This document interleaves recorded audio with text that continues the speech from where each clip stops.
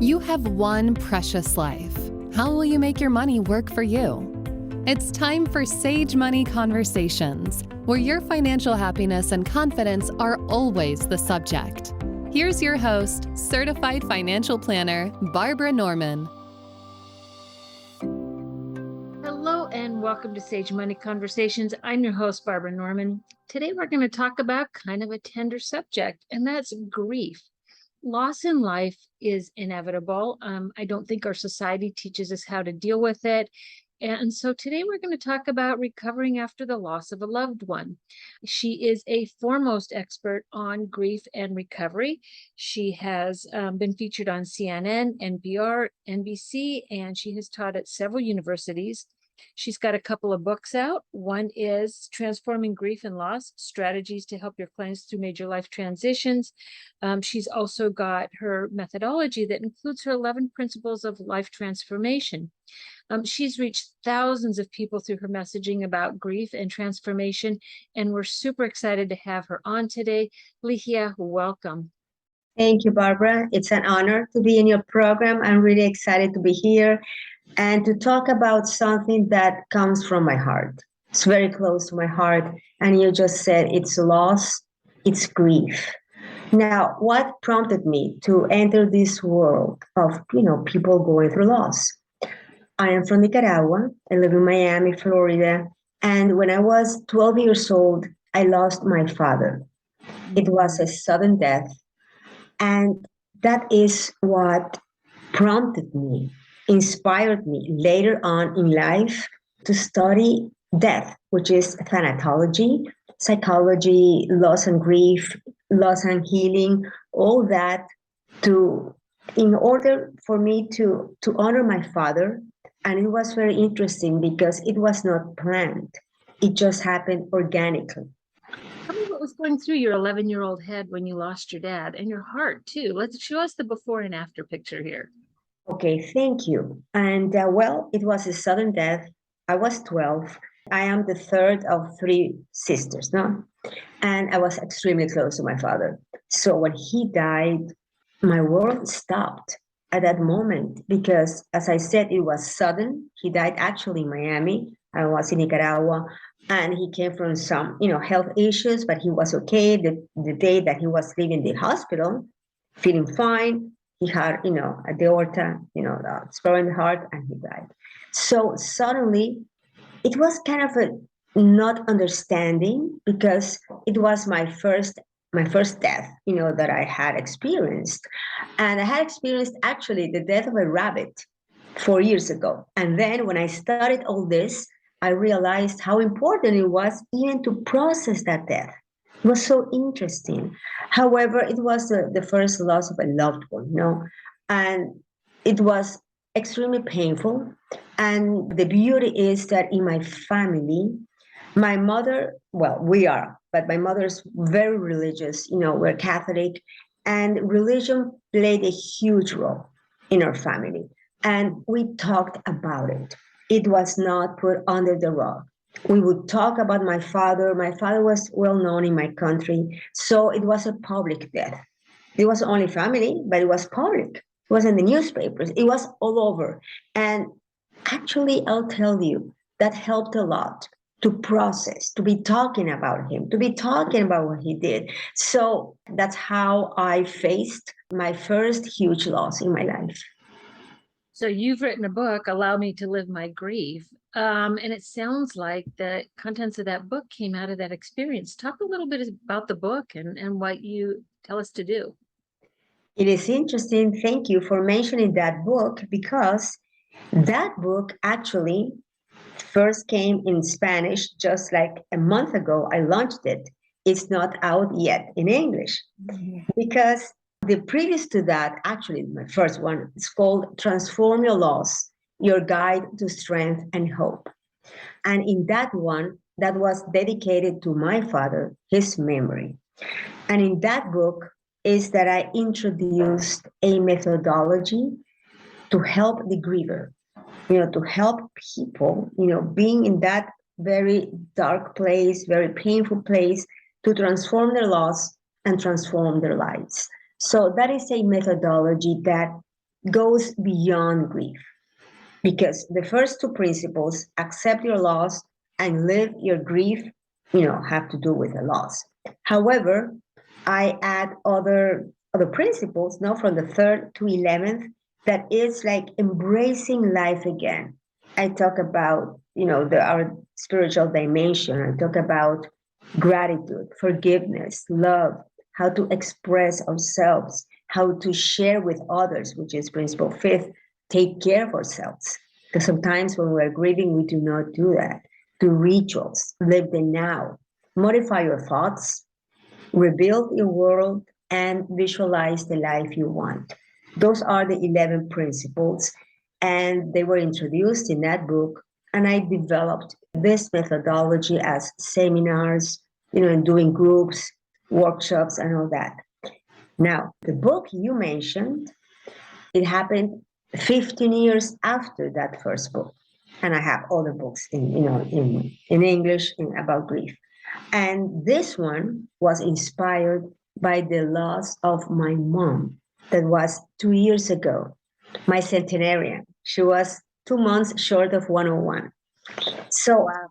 Yes, I know. So what inspired me to write this book? Because when I created the principles, the methodology, and when I would see, my clients and all that, I realized how difficult it is for people, for the bereaved, to grieve. Because society, we don't want to talk about death. We don't want to talk about grief. You know that, Barbara. So what happened that they would tell me, Ligia, I cannot live my grief. I cannot be grieving, because they tell me it's about time. You have to move on.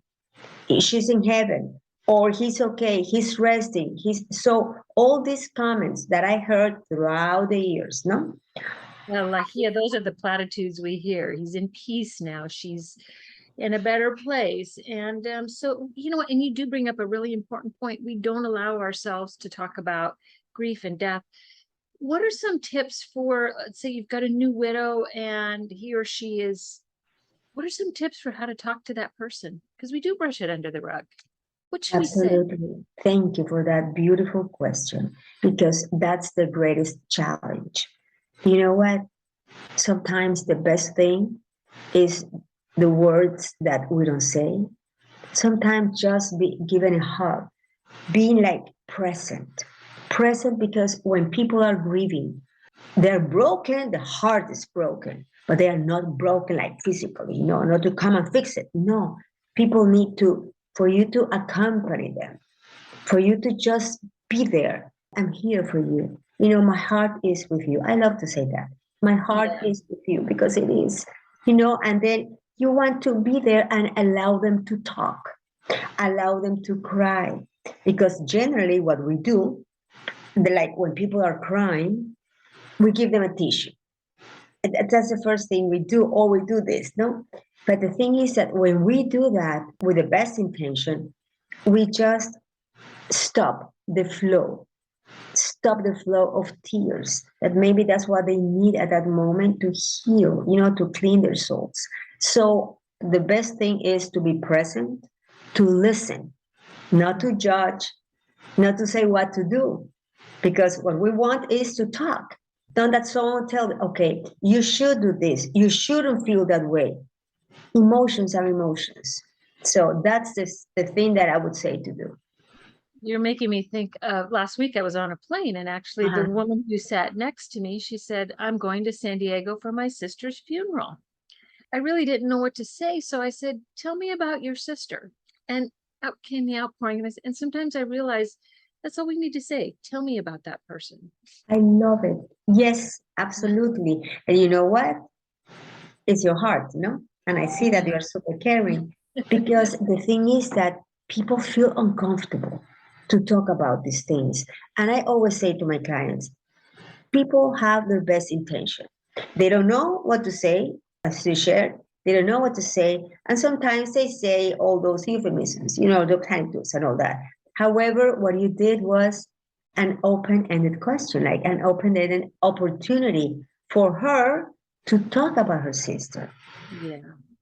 Yeah. So that is the best thing we can do. And then there's times too when I think, and I've talked to people, about a loved one who passed away, and what happens, like, what if they don't want to talk about it?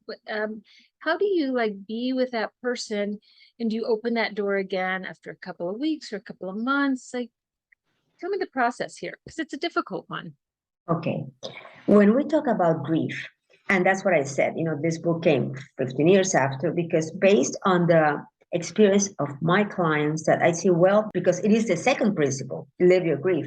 So I haven't moved from the principles. It's just that I have emphasized the importance of living our grief, which is the second principle. Because if not, we continue, but we carry it. And it will come out, when a trigger comes up. Okay, so when we talk about grief, it's the definition that I like to say is the natural and unique response to loss. So it is unique. Each one of us is unique. So our grief is unique. So sometimes someone expresses the grief in a total different way than we would. And that's why there is that misconception, that sometimes people say, he's not grieving. Well, she's not crying. She's not grieving. We don't know. We don't know. No. So the best thing is for the griever themselves not to put the grief on the shelf, ignore it, and continue. Many people divert. Many people, they don't want to face it. They don't want to talk about it even. They go out. They never come home because they don't want to be in an empty house. So all these things, what I suggest is that we give some time to grieve. What does that look like? Yes, exactly. To be mindful of our grief. Because, we hear that, and it's beautiful. I love it. Be mindful. So many things. Apply mindfulness. Be mindful to your grief. Sit with your grief. It's your emotion. What am I feeling? Because also grief is like an umbrella, Barbara. And under that umbrella, there's so many emotions. It is not only sadness. We may be angry. We may be guilty. We may have fear. So we may have so many emotions under the umbrella of grief that the best thing is to recognize each emotion and to ask ourselves, what am I experiencing now?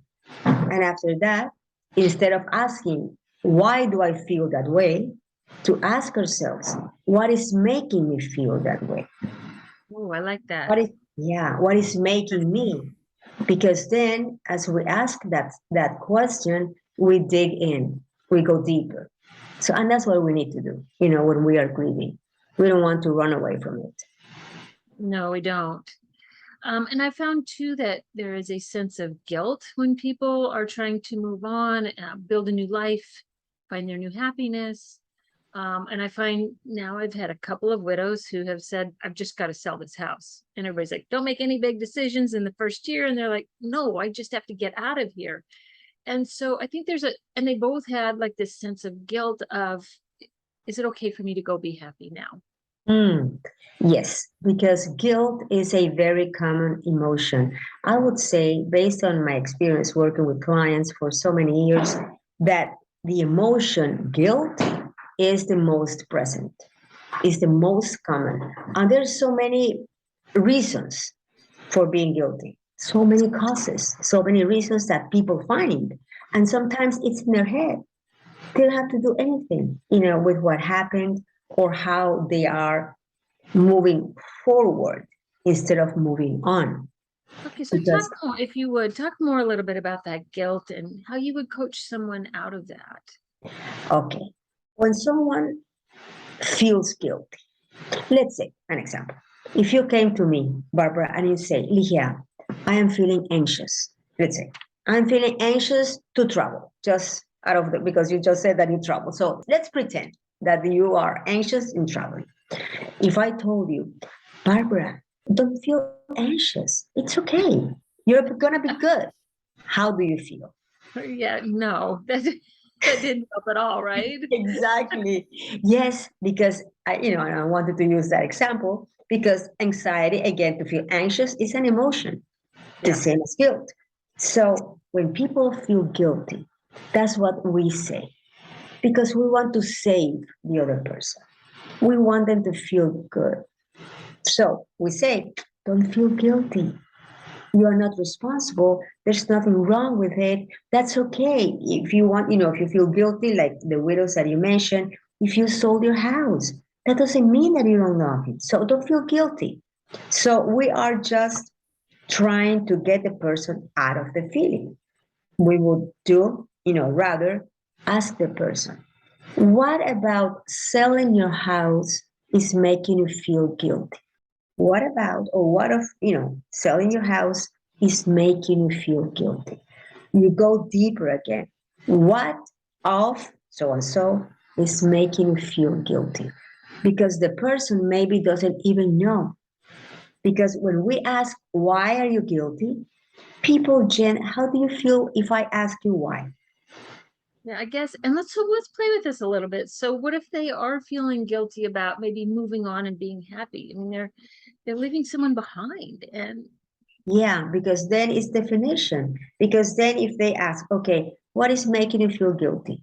Well, I feel that if I sold my house, I'm going to leave him behind.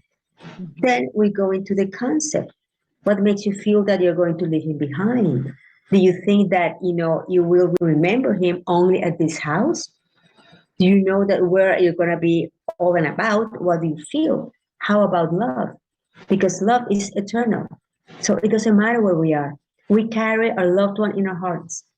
So if you can go there with a person who may feeling guilty, then they realize, well, in reality, you know what? My loved one, goes beyond this house. So in that case, it would be beautiful if they did a ritual. Before selling the house, they do a ritual, beautiful, very loving. So they bring that memory with them.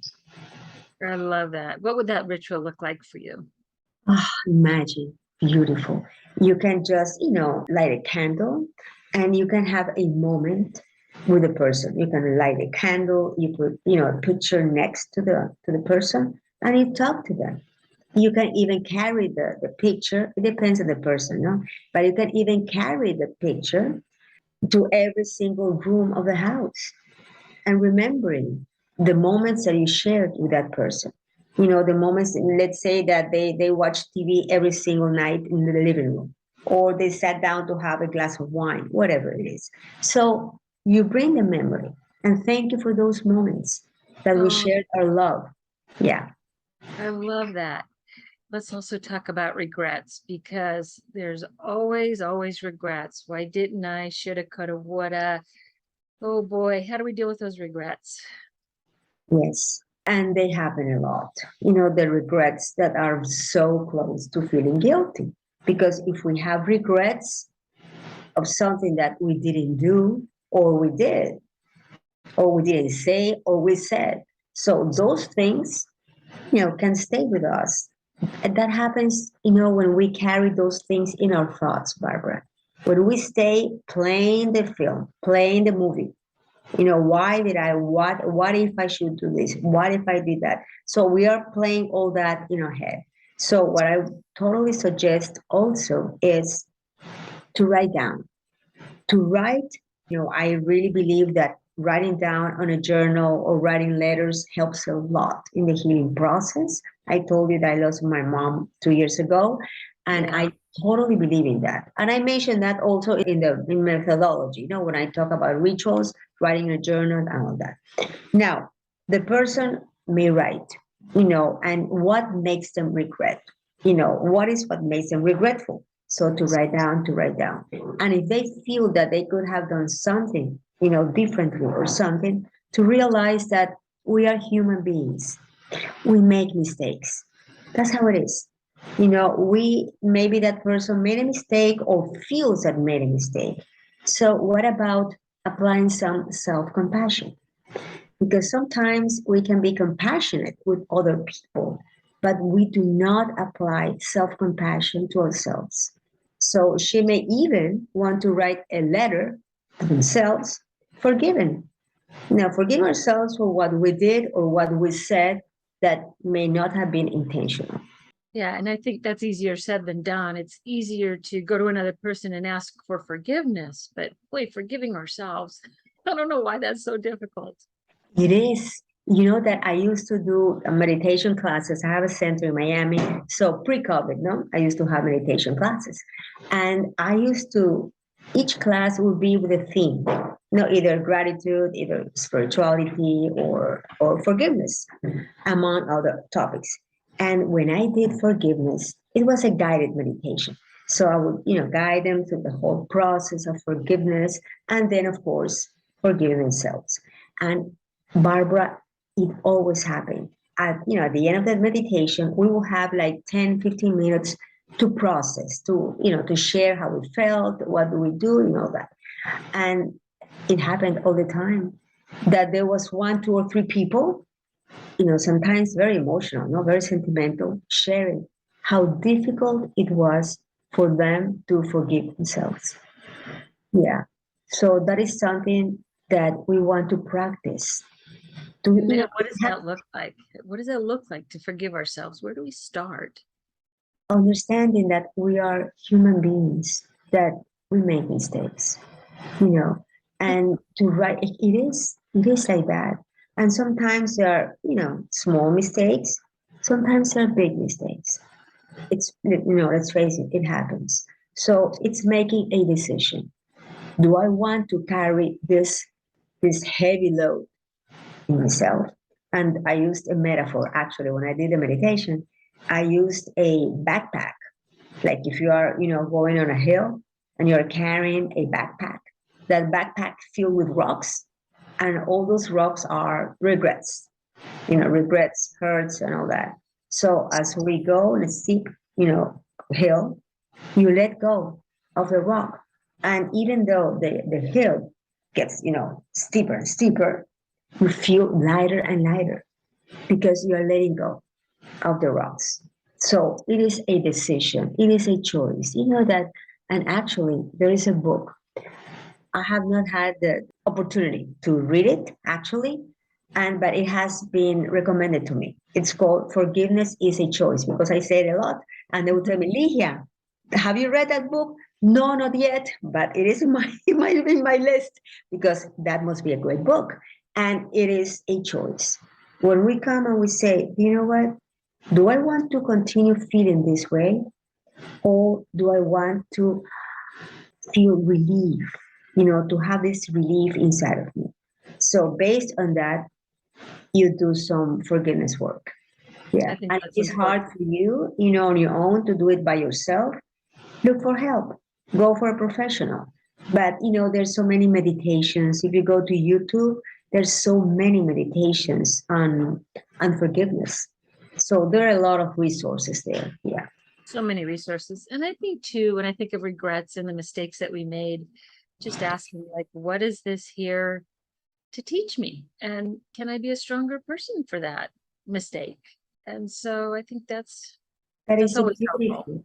That is a beautiful one, because, and when, that you brought for conversation has such great value, because when something happens, we can always, either we can stay dwelling on what happened to us, or dwelling on what we didn't do and all that, or we can step back and say, okay, what can I learn? Just what you said. How can I grow as a person? How can I grow? So again, it's making that decision. Where do we want to be? Yeah. How do I move forward? Let's talk a little bit about depression, because I think sometimes that can be a spiral that we get into. And so if someone is really, really struggling, how do they recognize that spiral and start to move out of it? Okay. When we feel sad, when we feel depressed, and of course, there are two types of depression. There is the clinical depression that has to do with our neurotransmitters and all that. And there is the situational depression. Let's focus on the situation, that you're depressed because of something that happened to you. A situation happened. The first thing that we want to always pay attention to are thoughts, what we are thinking. Because as you just said, we can go into the spiral. You start with a thought, that makes you feel kind of sad. Then out of that thought comes another thought. And then before you realize it, you get into a loop of sad thoughts, depressing thoughts, and all that. So what happens? Those thoughts are bringing into yourself an emotion. And based on that emotion, you behave. So it's thoughts, emotions, actions. So what we want to pay attention, the first thing is, if you're feeling depressed, the first thing, go over your head and ask yourself, what am I thinking? Because that thought is bringing you that emotion. So that's what we call, that is a great type of therapy for depression, CBT, which is cognitive behavior therapy. So that is a great one. So many people, when they start working on their thoughts and reframing the thoughts, validating how they feel and reframing the thought, that can help them out of their depression. Yeah, it does. It gets back to that mindfulness that you were talking about, of catching ourselves, change the thought, change the feeling. And I think it's a constant battle. I read somewhere how many more negative thoughts we have in a day. And I think, depressed or not, going through grief or loss, it's a good habit to. Yes. No, and it is a practice. The beauty is that once we start being aware, I always, suggest this for a week, for a whole week, keep a journal. And every time you feel sad, let's say depressed, because we're talking now in the context of depression, every single time you feel depressed, go to your head and notice what you are thinking and write it down. Write it down. Then, no, I don't know, an hour after, 2 hours, whatever. Again, you feel sad, take a pause, go to your head. You can do that for a whole week and you will notice, and then it will create awareness of what's going on. Then you notice the thoughts that are most prevalent. And if, of course, if they are negative, if they are bringing you down, obviously you're going to be, feeling depressed, because we tend to focus more on what we do not have instead of appreciating what we have. I think that's such an important distinction to make. When I started with a gratitude journal every morning and the 3 things that I'm grateful for, life changed. And so what you're saying is huge, is to stop and see what we have, not what we don't have. Yeah. And again, it's a practice, because at the beginning, we notice what we're thinking and we keep in a journal, whatever. But then as you are doing it, you develop a practice. And the beauty, you must feel that, Barbara, that the more you focus on things to be grateful, the better you feel. And of course, you want to continue doing it. Yes. Yeah.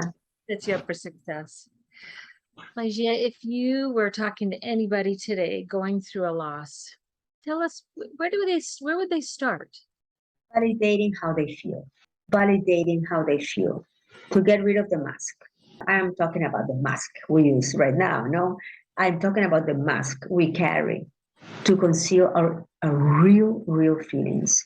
I would totally suggest to connect with their inner selves, to feel how they are feeling inside, and then to process that emotion, not to put it aside, not to self-medicate, not to use, to get alcohol to deal with all that.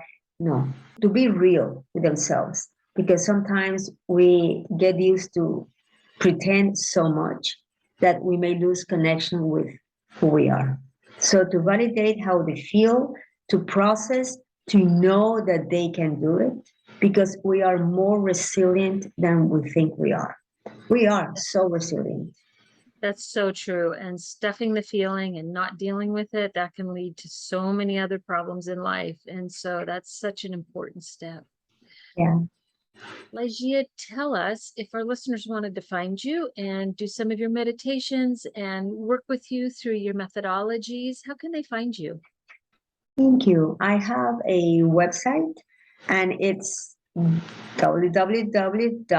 will spell it out because I know my name is not the easiest one in English. So it's LIGIAHOUB as in boy, EN.com, LigiaHouben.com.